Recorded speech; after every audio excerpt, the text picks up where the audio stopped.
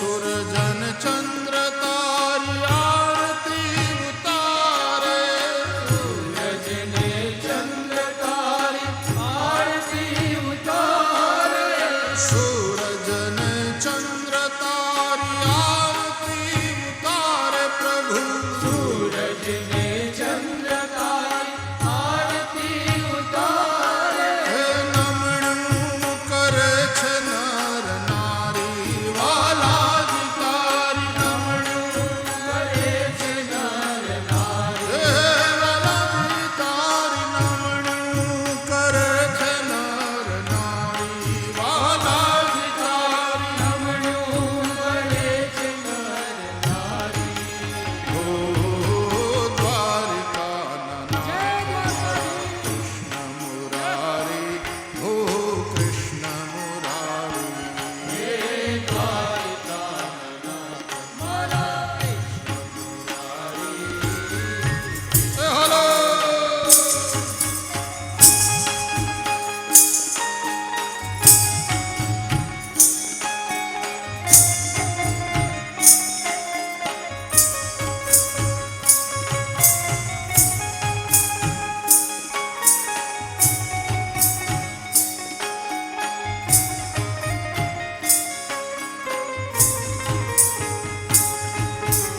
સોના રૂપાના તારા મંદિર સોહામણા, સોના રૂપાના તારા મંદિર સોહામણા, સોના રૂપાના તારા મંદિર સોહામણા, સોના રૂપાના તારા મંદિર સોહામણા, સોના રૂપાના તારા મંદિર સોહામણા, સોના રૂપાના તારા મંદિર સોહામણા, સોના રૂપાના તારા મંદિર સોહામણા, સોના રૂપાના તારા મંદિર સોહામણા, હે મૂર્તિ બની છે મનોહારી, બાલાજી તારી મૂર્તિ બની છે મનોહારી. ઓ દ્વારિકાના નાથ મારા કૃષ્ણ મુરારી, ઓ કૃષ્ણ મુરારી, હે મારા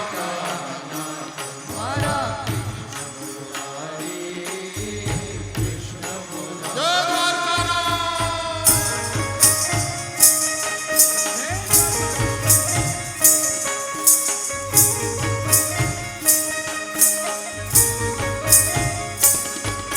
દ્વારકાનાથ.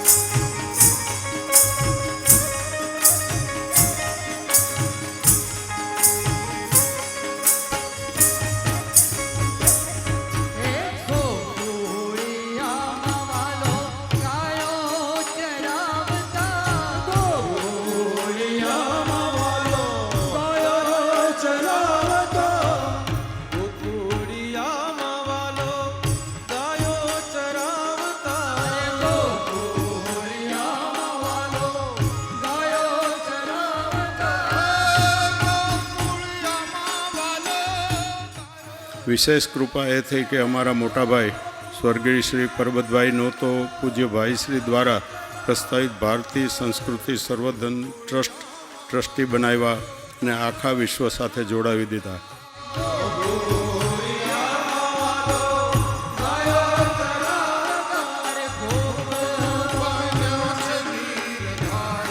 વાલોજી મારો ગોપ બન્યો છે ધીરધારી, હે વાલોજી મારો ગોપ બન્યો છે ધીરધારી, વાલોજી મારો ગોપ બન્યો છે ધીરધારી, ઓ દ્વારિકાના નાથ. 30 વર્ષ પહેલાં જેતપુરમાં આજ પરિવાર દ્વારા શ્રીમદ ભાગવત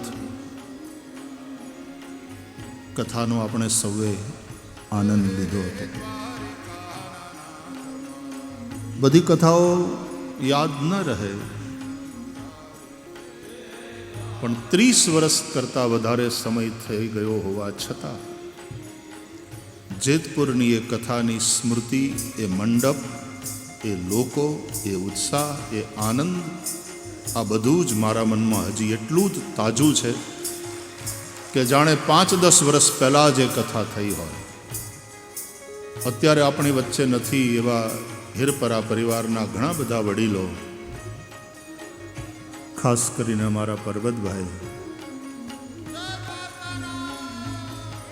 કે અત્યારે આપણી વચ્ચે હયાત નથી,